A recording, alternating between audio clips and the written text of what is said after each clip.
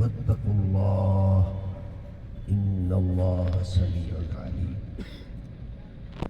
إن الله وملائكته يصلون على النبي يا أيها الذين آمنوا صلوا عليه وسلموا تسليما اللهم صل على سيدنا مولانا آواز نہیں آئی اللهم صل على سيدنا محمد وعلى آله وصحبه مل کے پڑھیے الصلاۃ والسلام علیک یا رسول اللہ. بس یہی جملے، دو چار جملے زور سے پڑھ لو پھر تکلیف نہیں ہوگی. پڑھیے الصلاۃ والسلام علیک یا رسول اللہ. پڑھیے پڑھیے اونچا اونچا پڑھیے الصلاۃ والسلام علیک یا رسول اللہ. الصلاۃ والسلام علیک یا حبیب اللہ وعلی آلک واصحابک یا خاتم النبیین. صدر محفل حضرت علامہ قاری محمد زبیر صاحب دامت برکاتہ العالیہ اور معزز حاضرین،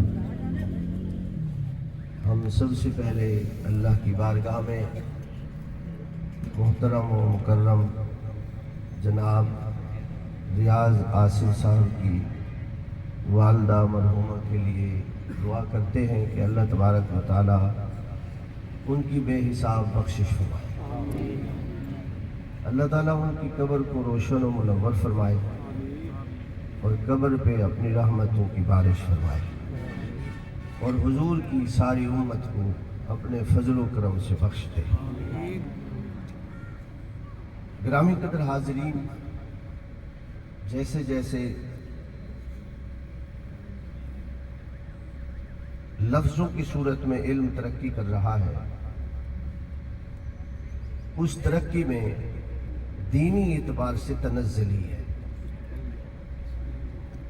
یعنی لوگ پڑھ رہے ہیں، اس میں کوئی شک نہیں، لیکن عملی اعتبار سے، اخلاقی اعتبار سے، ادب کے اعتبار سے، حسن اخلاق کے اعتبار سے اتنا ہمارا نوجوان، خصوصاً ہمارے بچے، میں کہتا تو نہیں ہوں لیکن بے دینی کی طرف زیادہ مائل ہے.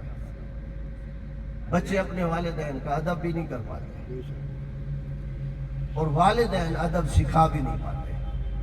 دونوں کے پاس موبائل ہے، دونوں مصروف ہیں. فرصت کسی کے پاس نہیں ہے کہ کوئی کام کی بات ان کے کانوں تک پہنچائے اور وہ توجہ سے سن کے زندگی کا زیور بنائے. یہ محفلیں ہمارے لیے غنیمت ہے کہ جس بہانے بھی اکٹھے ہوتے ہیں پوری توجہ کے ساتھ بات کو سنتے ہیں اور بات دماغ میں اڑ جائے تو پھر عمل بھی کرتے ہیں. محفلیں سجانے کا اصل مقصد یہی ہے، ورنہ جو یہاں لنگر تقسیم ہوگا، چاہے وہ چاول ہے چاہے روٹی، ہر کوئی گھر سے کھا کے آیا اور کھا لے گا. اس لیے کوئی نہیں آتا، دعائے خیر کے لیے آتا ہے، اللہ کی بارگاہ میں اپنے سچے جذبات پہنچانے آتا ہے. اور بہت سارے لوگ ایسے ہیں جو بات کو سن کے سمجھنے اور یاد کرنے کے لیے بھی آتے ہیں. تو میں نے قرآن مجید کی سورۃ الحجرات کی تلاوت کی ہے، میں اسی کے حوالے سے کچھ باتیں عرض کروں گا. اور تقریر کا خلاصہ اگر دو لفظوں میں یاد کریں تو اس میں پوری کائنات میں آسمان کے نیچے سب سے بڑا حکم توحید کے بعد اگر سب سے بڑا کوئی حکم ہے تو وہ ادب مصطفیٰ ہے. اور اگر ہم ترتیب سے چلیں تو توحید بھی بعد میں ہے، پہلے نمبر پہ ادب مصطفیٰ ہے. اگر کسی کو ادب مصطفیٰ نہیں ہے تو میں ترجمہ پڑھوں گا، تشریح یا تقریر نہیں. ترجمے میں آپ دیکھیں گے اللہ تعالیٰ نے اس کی توحید کو بھی جہنم میں پھینک دیا ہے. ادب مصطفیٰ سب سے پہلا علم بھی ہے، عمل بھی ہے اور تمام عبادات کی جان بھی ہے. آیت کا ترجمہ سنیں. اللہ نے فرمایا اے ایمان والوں، اللہ سے بھی آگے نہ بڑھو، رسول سے بھی آگے نہ بڑھو. واتقوا اللہ، رب سے ڈرو، بے شک اللہ تبارک و تعالی سنتا بھی ہے، جانتا بھی ہے۔ اب آپ خود غور کریں، آپ میرے ساتھ ساتھ رہیں گے، نہ میرے لفظ مشکل نہ انداز مشکل، نہ میں آپ کو کسی چکر میں پھنساؤں گا۔ ہم اگر سوچیں رسول اللہ صلی اللہ علیہ وسلم کی ایک حد ہے، چلنے والا ان سے تو آگے بڑھ سکتا ہے۔ اگر ہم تھوڑا سا سوچیں، اللہ سے تو آگے نہیں بڑھ سکتا نا، یہ کوئی اللہ سے بھی آگے بڑھ جاتا ہے۔ اللہ کی حد نہیں ہے، جب تک حد نہیں ہے تو آگے کیسے بڑھے گا؟ لیکن آپ دیکھیں حضرت عبداللہ بن عباس قرآن کے پہلے مفسر ہیں، صحابی ہیں، حضور کے شاگرد ہیں، حضور سے سیکھا ہے۔ وہاں سے لے کر آج تک جتنی تفسیریں لکھی گئی ہیں سب جانتے ہیں کہ اس میں اللہ نے نام دو ذکر کیے ہیں، بات ایک کی ہے۔ نام اپنا بھی لیا ہے کہ اللہ سے آگے نہ بڑھو، نام رسول کا بھی لیا ہے کہ رسول سے آگے نہ بڑھو، لیکن مراد حضور کی ذات ہے، کیونکہ اللہ سے آگے کوئی بڑھ نہیں سکتا۔ اللہ نے فرمایا جو رسول سے آگے بڑھ گیا ہے نا، سمجھ لو وہ مجھ سے بھی نکل گیا ہے۔ اور جب رسول سے دائرہ ادب میں رہا ہے، جو رسول کی تعظیم اور ادب کر لیتا ہے، میں سمجھ لیتا ہوں میرا بھی ادب ہو گیا ہے۔ ہوا کیا؟ دو واقعات ہیں، اور حدیث ہے، صحیح حدیث ہے، اس میں کسی کو شک نہیں ہے، جتنے بڑے علامہ اس حدیث پہ کوئی اعتراض نہیں کرتا۔ ابو داؤد کی حدیث ہے، حضرت عائشہ صدیقہ رضی اللہ تعالی عنہا سے مروی ہے۔ قربانی کے دن آئے، عید آئی، جانتے ہیں کہ ہر ایک کو جلدی ہوتی ہے، کسی کو جلدی ہوتی ہے گوشت تقسیم کرنے کی، کسی کو ہوتی ہے کہ میں جلدی فارغ جان چھٹے، اور کسی کو جلدی ہوتی ہے کہ اللہ کی بارگاہ میں میرا ہدیہ سب سے پہلے پہنچے۔ اور آپ جانتے ہیں کہ یہ سوچ ہزاروں میں سے کسی ایک کی ہوگی، ورنہ ہر کوئی کہتے ہیں جلدی جلدی نماز پڑھوں، بس سورج نکلے نماز پڑھوں تو بس ذبح کروں، جان چھوڑے۔ جان چھڑانے کے چکر میں ہر کوئی ہے۔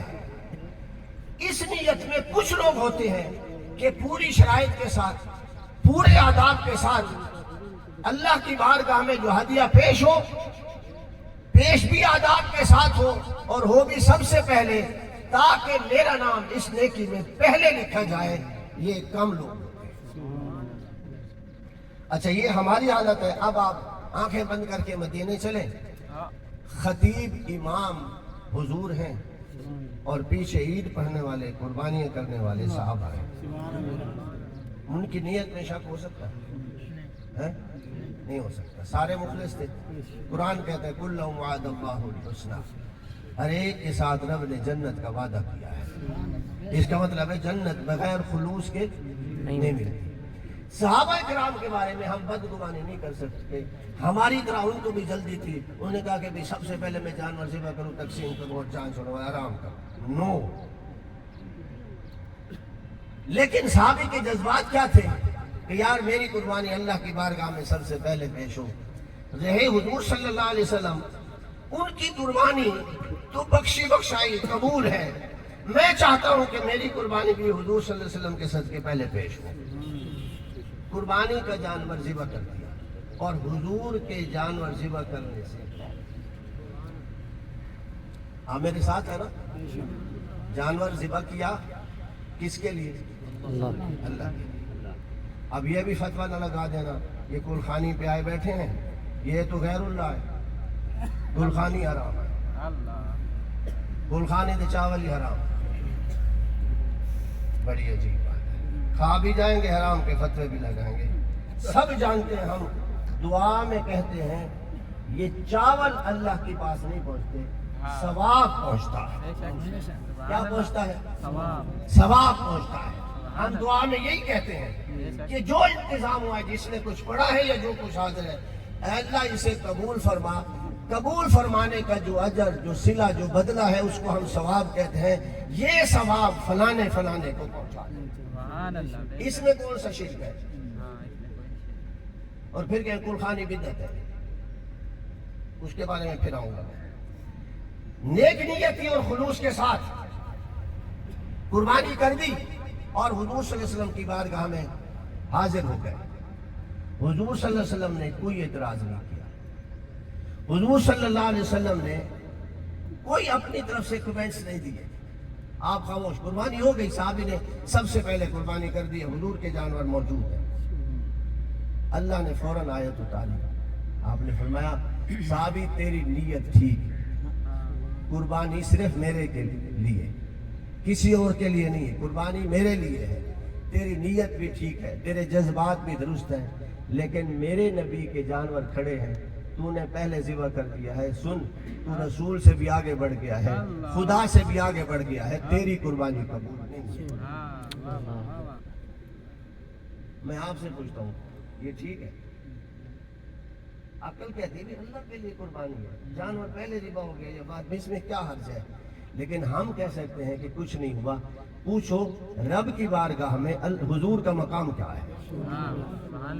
जिसने कुर्बानी सिखाई है, जिसने कुर्बानी बताई है, जिसने हुक्म दिया है, जिसने सब कुछ किया, वही कहता है अगर तुम मेरे नबी का अदब नहीं करोगे ना, तुम कुर्बानी ले जाओ, मुझे कुर्बानी की जरूरत नहीं है।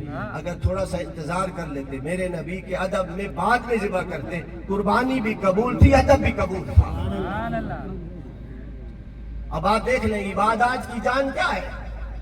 अदब मुस्तफा।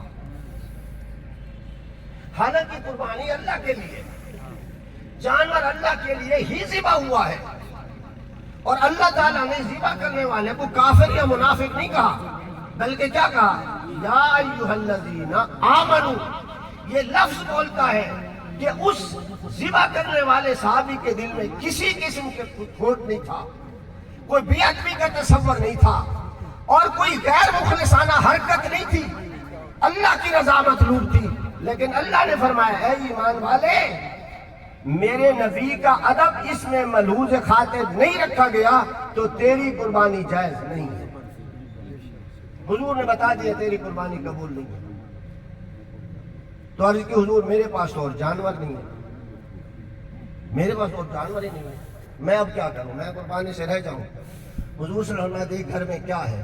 तो उसने कहा हुजूर 6 महीने का बकरा है, और आप सब जानते हो 6 महीने का बकरा कुर्बानी पे नहीं लगता, दुम्बा लग जाता है, बकरा नहीं लगता। अर्ज़ की हुजूर मेरे पास तो 6 महीने का बकरा है। हुजूर ने ये नहीं फरमाया चलो वाल अगले साल, नो, फरमाया अब तू सही रास्ते पे आया है, पूछने लगा है अदब, तो सुन मेरे अदब की वजह से तेरे 6 महीने का बकरा भी कबूल है। मैं कहानी नहीं सुना रहा, मैंने शुरू से किया कि अदब मुस्तफवी तमाम इबादत की जान है। आज तक हमारे लिए ये फतवा चला रहा है कि 6 महीने का बकरा कुर्बानी में नहीं लगता, लेकिन उसने जो अदब किया, खुलूस पेश किया, हुजूर मेरी नीयत कोई खराब नहीं थी, अल्लाह ने फरमाया तेरी नीयत खराब नहीं थी, या अय्युहल्लज़ीना आमनू, तू मोमिन है, लेकिन हुजूर के अदब का ख्याल नहीं किया, तो पहला जानवर जिसने सारी शराइत थी वो कुर्बानी पे नहीं लगा। अब हुजूर के अदब की वजह से 6 महीने का बकरा क़यामत तक किसी के लिए कुर्बानी का नहीं लगेगा, लेकिन अब अदब आ गया है तो 6 महीने का बकरा भी कबूल है। सुभान अल्लाह, सुभान अल्लाह। ये एक रिवायत। दूसरी रिवायत, रमजान शरीफ आ गया, और आप जानते हैं आप में भी बहुत सारे लोग ऐसे होंगे जो शाबान की 15 से रोजे शुरू करते हैं और फिर रोजे रखते चले जाते हैं। लेकिन हुजूर सल्लल्लाहु अलैहि वसल्लम ने जब रोज़ों के बारे में बताया, रोज़ों की अहमियत, रोज़ों का सवाब, रब की रज़ा और सब कुछ बताया, तो एक सहाबी ने रोज़ा रख लिया, और इस उम्मीद पर कि शायद कल चांद नजर आ जाए, उम्मीद है कल चांद नजर आ जाएगा। ऐलान नहीं हुआ था, किसी ने रोज़ा नहीं रखा, हुजूर ने भी रखा, लेकिन उसने रोज़ा रख लिया। जब हुजूर से मुलाकात हुई तो अर्ज़ की हुजूर मैंने एक दिन पहले रोज़ा रख लिया है, शक तो मुझे भी था, पता नहीं कल चांद नजर आएगा या नहीं आएगा, लेकिन रोज़ा मैंने पहले रख लिया है। अब ये आयत अल्लाह तबारक व तआला ने फरमाया मेरे नबी ने रोज़ा नहीं रखा, तुझे किसने इजाज़त दी है मेरे नबी को छोड़ के तू खुद रोज़े पेश करे? जा ले जा रोज़े, रोज़े कबूल नहीं है, तोड़ रोज़ा।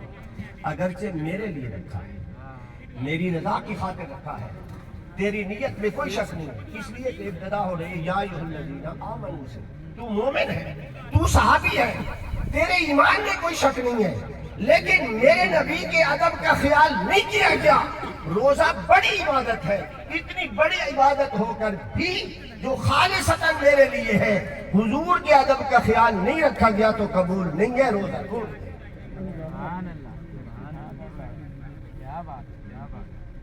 तो मैं आपसे गुजारिश करता हूँ, आप कितने काम हुजूर के अहकाम को छोड़कर कर जाते हैं और आगे कुछ नहीं ठीक है। करो करो खैर, कुछ नहीं ठीक। खुद गौर करें, हर कोई अपने अंदर सोचे कि अपनी मर्जी करता है, हुजूर का हुक्म मौजूद है, हदीस मौजूद है या आयत मौजूद है और पता भी है, और फिर कहते हैं कुछ नहीं होता। अगर सहाबी का रोजा, सहाबी की कुर्बानी कबूल नहीं हो तो जो काम तुमने कहा है कुछ नहीं होना और कर दिया है, सवाब मिलेगा। इसमें किसी ने सुभान अल्लाह नहीं कहा, घाटा है ना आपका। मैं आपसे बात कर रहा हूँ, आप यकीन करें ताने नहीं दे रहा। मैं इस मामले में रब की बारगाह में खुद को हाजिर नाज़िर समझ के पूरे अदब के साथ अर्ज कर रहा हूँ, ताने नहीं दे रहा, तवज्जो दिला रहा हूँ। कुछ नहीं होगा, कर छोड़ो, खैर है, सारी दुनिया करेगी, सारी दुनिया करे। मक्के के सारे लोग बुतों को सजदे नहीं करते थे। हुजूर की गुलामी में आने के बाद किसी ने कहा सारी दुनिया करेंगे, चलो तुझा एक की सजदा कर छोड़ो, खैर है, कुछ नहीं थी ना। किसी ने ऐसा कहा है? तुम्हें किसने इजाजत दी है? किसने इजाजत दी है अपनी मनमानी करने के लिए? यानी हुजूर का हुक्म ही मौजूद है, फिर भी कहते कुछ नहीं थी ना। फिर ईमान कहाँ गया है? अपने आप में हर कोई गौर करे, और जब भी काम करने लगे अगर उसे पता है कि शरीयत का हुक्म ये है, फिर ये कह के आगे निकल पड़ता है कुछ नहीं थी ना। इसका मतलब है इस नेक सवाब और अल्लाह तबारक व तआला की रजा की खातिर किया जाने वाला अमल जो हुजूर के हुक्म के खिलाफ है, तो जैसे उसने कहा है ना कुछ नहीं होता, मैं कह सकता हूँ करने के बावजूद भी कुछ नहीं मिलता। इसलिए हुजूर सल्लल्लाहु अलैहि वसल्लम का अदब हर जगह लाजिम है, वरना कुर्बानियां भी तबाह, रोजे भी तबाह, सब कुछ तबाह। अगली आयत, या अय्युहल्लज़ीना आमनू ला तरफ़अू अस्वातकुम फ़ौक़ सौतिन नबी। तर्जुमा, ऐ ईमान वालो, अपने नबी की आवाज से अपनी आवाज ऊंची न करो। हुजूर महवे गुफ्तगू हैं, बोल रहे हैं, आपकी आवाज आ रही है, तो अगर आप बोलना चाहते हैं तो आपकी आवाज की पिच नीचे रहे। अगर आवाज ऊंची हो गई है तो क्या मिलेगा? फिर हम ये कहने कुछ नहीं होता, आखिर वही तो बंदे वही तो बोले थे नशे बोल के देते क्या थी गया। सुनिए, अल्लाह ने फरमाया, ऐ ईमान वालो, अपनी आवाज नबी की आवाज से बुलंद न करो। वला तजहरू लहू बिलक़ौली कजहरि बअदिकुम लिबअद। और जब हुजूर से बात करने, हुजूर को पुकारने की जरूरत पड़े तो ऐसे न पुकारो जैसे आपस में एक दूसरे को बेतकल्लुफ और बगैर लक़ब के पुकार लेते हैं। बेतकल्लुफ होकर, मसलन सर बैठे हैं, मुझसे सीनियर है, मुझसे बड़े हैं, मैं इनको ये कह दूं काजी साहब गाल सुनो, जुबैर साहब गाल सुनो, ये बेतकल्लुफाना अंदाज है। पर ये भी बंदा है, मैं भी बंदा हूं, चलो उम्र में बड़ा है तो क्या हो गया, ये बेतकल्लुफाना अंदाज है। वहां बेतकल्लुफाना अंदाज पे रब ने पाबंदी लगा दी है। और क्या कहा है? उसमें बड़े भी थे, उम्र के बड़े थे। और बड़े की बात बताऊं, हजरत अब्बास हुजूर के चचा हैं। उनसे किसी ने पूछा कि उम्र में तुम बड़े हो या हुजूर बड़े हैं? अदब देखें, आप जानते हैं भतीजा बेटे की जगह होता है। हुजूर भतीजे थे और हजरत अब्बास हुजूर के चचा हैं, उम्र में भी बड़े हैं, रिश्ते में भी बड़े हैं। लेकिन आप सोच सकते हैं हुजूर के अदब को चचे ने, उम्र में बड़े ने किस तरह मलूज खातिर रखा है। फरमाने लगे, पूछा है तुमने कि हुजूर बड़े हैं या मैं बड़ा हूँ?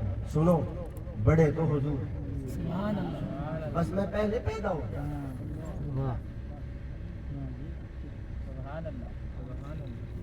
ये पढ़े लिखे लोगों, क्या तुम भी हुजूर का अदब यूं करते हो? یا بشر بشر کی رٹ لگا دیتے ہو, وہ بھی بشر ہم بھی بشر, کیا وہی بندے ہیں اللہ نے بندے, وہی مخلوق اللہ سے بد کیسی کیا. چاچا واقعتاً رشتے میں بھی بڑا, عمر میں بھی بڑا, وہ کیا کہہ رہا ہے, کیا تم نے پوچھا ہے کہ تم بڑے ہو یا حضور بڑے؟ انہوں نے کہا سنو, بڑے تو وہی ہے, بس میں پہلے پیدا ہو گیا. حضور کا ادب دیکھیں لوگوں, حضور کا نام لیتے ہوئے, حضور کی بات کرتے ہوئے, حضور کا واقعہ سناتے ہوئے ادب ایسے کیا کرو جیسے حضور کے ساتھ رہنے والوں نے کیا. اچھا دیکھو, آواز اونچی ہو بھی جاتی ہے, کبھی اختیاری طور پر, کبھی ناسمجھی میں, کبھی شعوری طور پر, کبھی لاشعوری میں آواز اونچی ہو جاتی ہے. لیکن اللہ نے فرمایا اگر ہو بھی گئی ہے نا لاشعوری میں, حضور کی بارگاہ میں آؤ تو اپنے شعور پہ بھی کنٹرول کرو. بے شعوری ہو کے اپنی آواز اونچی نہ کرنا, اور حضور کو بلانا تو ادب سے بلانا. اچھا یہاں ایک اور بات تھوڑی سی کہہ رہی ہے, آپ توجہ کریں گے تو سمجھ آئے گی. بلانے کے بارے میں اللہ نے صحابہ سے بات کی یا ایمان والوں سے بات کی؟ ایمان والوں سے. بولیے, ایمان والوں. بولیے بولیے, کس کے لیے؟ ایمان والوں سے. ایمان والے صرف صحابہ تھے؟ قیامت تک آنے والا ہر مسلمان حضور کا غلام بھی ہے, مومن بھی ہے. اللہ نے فرمایا مومنو, جب تک مومن ہوں گے حضور کو پکارتے بھی رہیں گے, لیکن پکارنے میں ادب ہو, پکارنے سے منع نہیں فرمایا. یعنی یہ تو ہے کہ بھئی صحابہ جو حضور کے پاس موجود ہیں وہ حضور کو پکارے, باقی کوئی نہ پکارے. یا رسول اللہ کوئی نہ پکارے. کیوں بھائی, یہ شرک ہو جائے گا. یا نبی اللہ کوئی نہ کہے, کوئی شرک ہو جائے گا. اللہ نے منع کیا ہے, اللہ نے پکارنے سے منع نہیں کیا, منع کیا ہے پکارنے کے انداز عامیانہ نہ ہو. وَلَا تَجْهَرُوا لَهُ بِالْقَوْلِ كَجَهْرِ بَعْضِكُمْ لِبَعْضٍ. حضور کو پکارتے ہوئے انداز ایسا اختیار نہ کرو جو تمہارا آپس میں ہوتا ہے. جب حضور کو پکارو تو کیسے پکارو؟ حضرت عبداللہ بن عباس سے کسی نے پوچھا اس آیت کی تفسیر تو بتائیں, ہم کیسے پکاریں؟ انہوں نے کہا یار قرآن مجید میں پڑھا نہیں ہے, اللہ نے جو منع فرمایا ہے نا, اللہ نے خود بتایا ہے جیسے اپنے نبی کو میں بلاتا ہوں تم بھی ویسے بلایا. اچھا جی کیسے بلایا ہے؟ تو حضرت عبداللہ بن عباس نے 5-6 آیتیں پڑھ دی. فرمایا اللہ نے جب حضور سے بات کی ہے تو یا محمد نہیں کہا, عامیانہ انداز ہے. اے بندے نہیں کہا, عامیانہ انداز ہے. کیا کہا؟ یا ایھا المزمل, یا ایھا المدثر, یا ایھا النبی, یا ایھا الرسول, یا نبی اللہ, یا رسول اللہ. اللہ نے اپنے نبی کو انہی لفظوں سے پکارا ہے, تو مومنو تم بھی اپنے نبی کو انہی لفظوں سے پکارا. سبحان اللہ. بہت سارے آپ میں مفتی تائی بیٹھے ہوں گے, پڑھے لکھے لوگ بیٹھے, وہ کہنے یا نبی اللہ تو ہے ہی شرک, جان چھٹی. حالانکہ قرآن مجید میں رب نے یہ نہیں کہا. فرمایا پکارو نبی کو مگر ادب سے, پکارو مگر پکارو ادب سے, عامیانہ انداز نہ ہو. اگر کسی کی آواز آج کے بعد حضور کی آواز سے اونچی ہو گئی اور اس نے عامیانہ انداز میں حضور کو پکارا, تو ہم اپنی طرف سے جسٹیفیکیشن دے سکیں گے کہ یار وہ بندے ہی تھے نا, پھر کیا ہو گیا ہے, یہ لفظ اگر ہم نے حضور کے لیے بولے پھر کیا ہو گیا؟ اللہ کے مخلوق نہیں تھے, وہ بندے نہیں تھے, وہ بشر نہیں تھے. اللہ نے فرمایا سب کچھ تھے, لیکن فرمایا سنو میں نے اپنے نبی کو اپنی پوری کائنات میں سب سے عظیم بنا کر بھیجا ہے, تو اس کے آداب بھی سب سے زیادہ بڑے ہیں. اچھا اگر کسی نے پکار لیا تو پھر کیا ہوگا؟ فرمایا ان تحبط اعمالکم وانتم لا تشعرون, تمہارے سارے کے سارے عمل ضبط ہو جائیں. اللہ اکبر. اگر کسی نے بلاتے ہوئے, بات کرتے ہوئے اپنی آواز حضور کی آواز سے مکمل کرو, اونچی کر لی, بلانے والے کی آواز اونچی, حضور کی آواز نیچی, اگر یہ مقابلہ ہوا اور بلانے والے نے اپنی آواز کو بلند آواز سے نکالا, تو اللہ فرماتے ہیں تیری نماز بھی دوزخ میں, تیری توحید بھی دوزخ میں, تیری عبادتیں بھی دوزخ میں, تو بھی دوزخ میں. اللہ اکبر. اچھا پھر ہم پوچھتے ہیں ہوا کیا ہے, ایسی غلطی کون سی ہوئی؟ सारे अमल ज़ब्त, कुछ भी नहीं बचा। अल्लाह फरमाते हाँ मैंने कहा नहीं था ला तर्फ़उ अस्वातकुम फ़ौक़ सौतिन नबी, नबी की आवाज़ से आवाज़ ऊंची न करो। यानी आवाज़ का इतना अदब है, मैं फिर अर्ज करूंगा हुजूर की आवाज़ का इतना अदब है, तो बताओ हुजूर की अपनी ज़ात का अदब कितना होगा।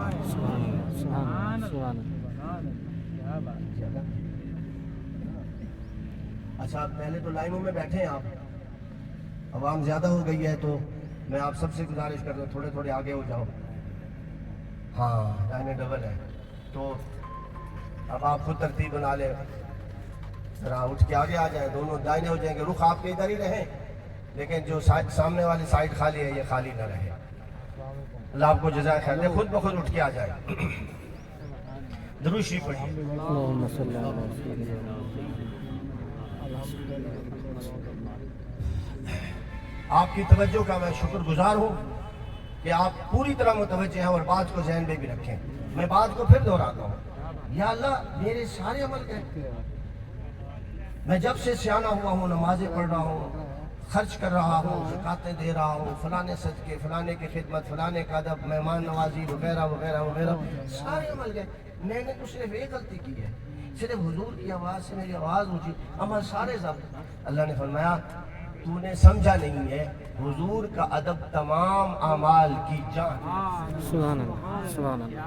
हुजूर का अदब तमाम अमाल की जान है, इसलिए तूने अदब निकाल लिया, अमाल से जान और रूह निकाल ली, तो फिर तेरे पास बचा क्या है? जो कुछ भी तेरे अमाल है उसकी रूह थी अदब मुस्तफा, वो निकल गया है, तो फिर तेरे सारे अमल जहन्नम के काबिल। आगे फरमाया वान तुम ला तशऊरून, तुम्हें पता भी नहीं चलेगा। और आपने तकरीरें भी सुनी होगी, आजकल तौहीद को बुनियाद बनाकर हुजूर सल्लल्लाहु अलैहि वसल्लम की शानों को पहले तो छुपाया जा रहा है या आहिस्ता आहिस्ता डिग्रेड किया जा रहा है, आड़ तौहीद की है। मैं आपसे पूछता हूँ, ये जो हुक्म मैं आपको सुना रहा हूँ सूरह हुजरात की पहली दो आयतें, ये तौहीद वाले का हुक्म नहीं है या किसी और का है? उसको तौहीद इतनी प्यारी नहीं है जितनी तुम्हें है। उसने तो हुजूर के अदब का ख्याल इतना रखा है कि आवाज से आवाज भी ऊंची ना हो, तुम ऐसे उल्टे फुलटे लफ्ज, ये भी शिर्क है, ये भी बिदअत है, या रसूलुल्लाह कहना हुजूर का अदब ये खुदा से बढ़ा दिया है। जब वो कहते हैं ना तुमने खुदा से बढ़ा दिया है, तो सुनने वाला बंदा जो कम इल्म वाला होता है वो कहता है वही गलती हो गई, मेरी ईमान शिमान गया।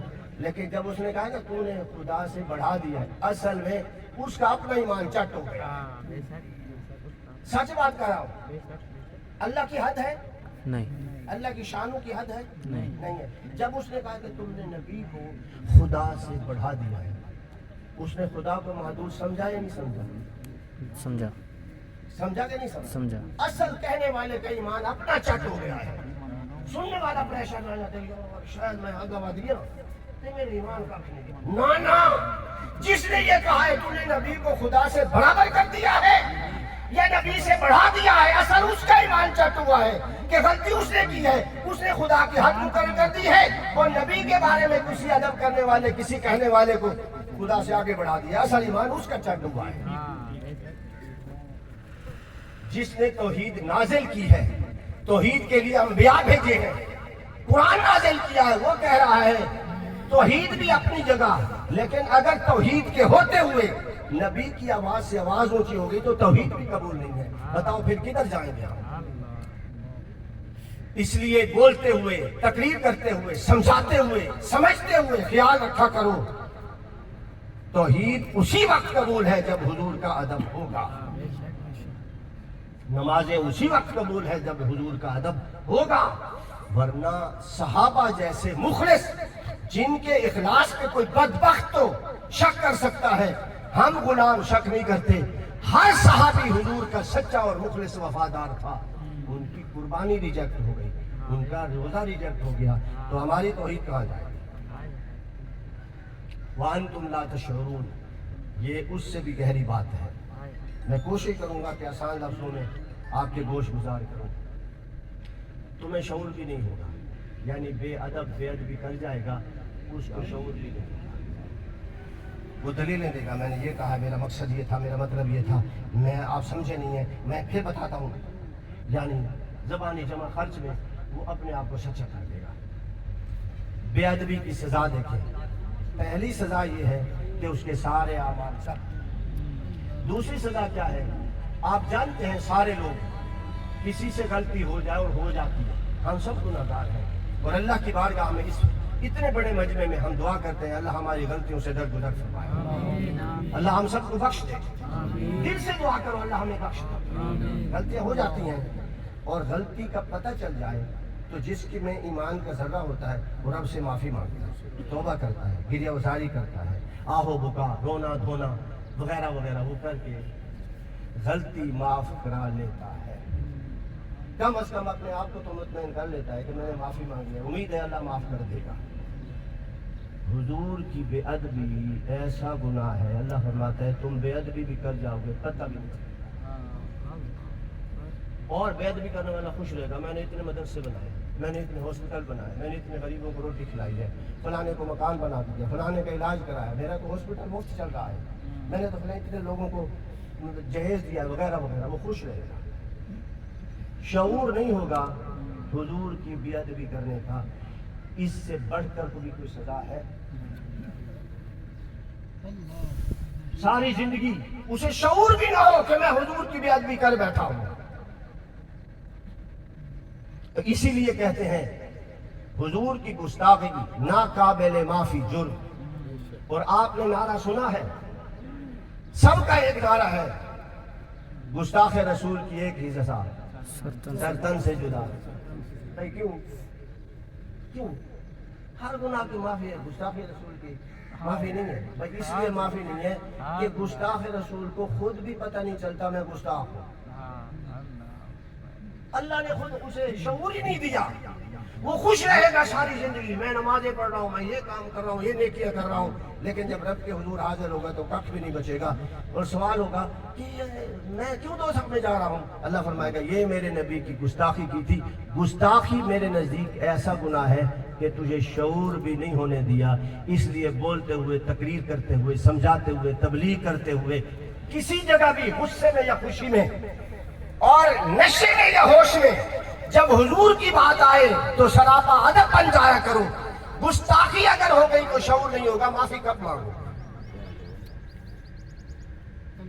یہ ایک سائڈ تھی، ایک رخ تھا، ایسے کا ایک رخ تھا، میں نے دکھا دیا۔ قرآن مجید دوسرا رخ دکھاتا ہے، فرماتا ہے ان الذین یغضون اصواتهم عند رسول اللہ، بے شک وہ لوگ جو اپنی آوازیں حضور کی بارگاہ میں آہستہ رکھتے ہیں، ان کی آوازیں حضور کی آواز سے بلند نہیں ہوتی، وہ اپنی آوازیں دیکھیں، باقی کسی عمل کی بات ہی نہیں ہے۔ آواز سے آواز اونچا ہو جانا ایک معمولی سی بات، معمولی سا کام ہے، ہوتا رہتا ہے، لیکن اللہ نے ہر ایک کا حساب رکھا ہے، اور کس قدر اللہ تبارک و تعالیٰ نے چیک اینڈ بیلنس رکھا ہے کہ حضور کی بارگاہ میں کس کی آواز اونچی ہو رہی ہے اور کس کی نیچی ہو رہی ہے۔ بھلا یہ بھی کوئی بات ہے؟ لیکن اللہ کے نزدیک حضور کا ادب ہے جو اس طرح۔ اچھا جی، فرمایا جو لوگ اپنی آواز کو حضور کی آواز سے پست رکھتے ہیں، اللہ نے کیا فرمایا؟ اولئک الذین امتحن اللہ قلوبہم للتقوی، میں نے ان کے دلوں کا تقوی کے حوالے سے امتحان لے لیا۔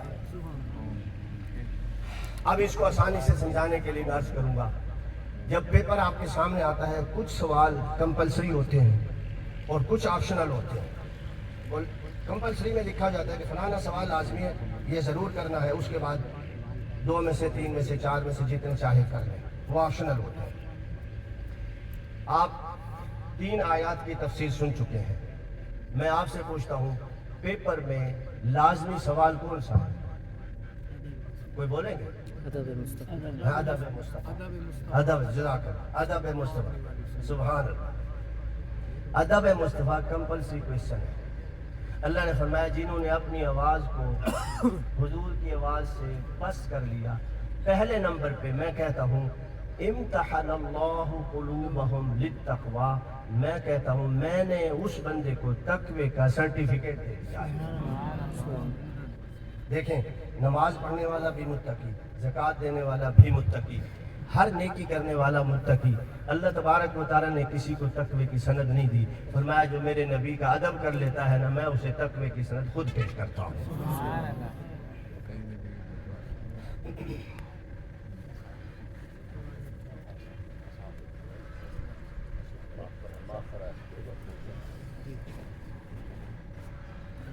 دروشی پڑھیے. اللهم صل على سيدنا آل سیدنا و مولانا محمد و بارک وسلم وسلم. تقوی کی سند دے دی ہے. قرآن مجید کا ترجمہ جو حضور کے ادب کے پیپر میں تقوی کا سوال ادب کا سوال صحیح طریقے سے حل کر لیتا ہے اللہ اسے دیتا کیا ہے. اللہ اسے جو حضور کا با ادب ہے حضور صلی اللہ علیہ وسلم کی شان میں کسی اعتبار سے گستاخی نہیں کرتا. اللہ نے فرمایا کوئی اسے متقی کہے نہ کہے میں خدا اسے متقی کہتا ہوں. ہم کہتے ہیں نا نماز روزہ کہتے ہیں بڑا متقی پرہیزگار ہے نمازی اور متقی ہے. لیکن اللہ تعالیٰ نے کس کو متقی کہا ہے؟ جو حضور کا ادب کر جاتا ہے. اچھا ادب کر جاتا ہے نا اس کے بعد دیکھیں پہلے ترجمہ سنیں تاکہ میری تقریر میں جو کہنا چاہتا ہوں آپ میرے ساتھ ساتھ رہیں. وہ تقوی میں کامیاب ہو گیا. فرمایا لہم مغفرۃ و اجر عظیم. جس کو تقوی کی سند مل گئی ہے اللہ فرماتے ہیں ان کے لیے گناہوں کی بخشش ہے. ان کے لیے گناہوں کی بخشش ہے. میں پھر واپس آتا ہوں. غلطیاں ہو جاتی ہیں ہم معافیاں مانگتے ہیں. اللہ نے کیا فرمایا؟ اللہ نے فرمایا اگر کسی سے غلطی ہوگی میری نافرمانی ہو گناہ کر بیٹھا ہے لیکن حضور کا بے ادب نہیں ہے تو اگر وہ معافی نہ بھی مانگے نا ادب کی وجہ سے میں خود اسے مغفرت کی آفر کرتا ہوں. سبحان اللہ سبحان اللہ. غور کریں وہ تقوی میں ادب میں کامیاب ہو گیا. اللہ نے فرمایا وہ متقی ہے. اس کے لیے کیا ہے؟ بخشش. یعنی ہر گناہ گار اپنے گناہوں کی بخشش مانگتا ہے. لیکن اگر کسی کو حضور کا ادب نصیب ہے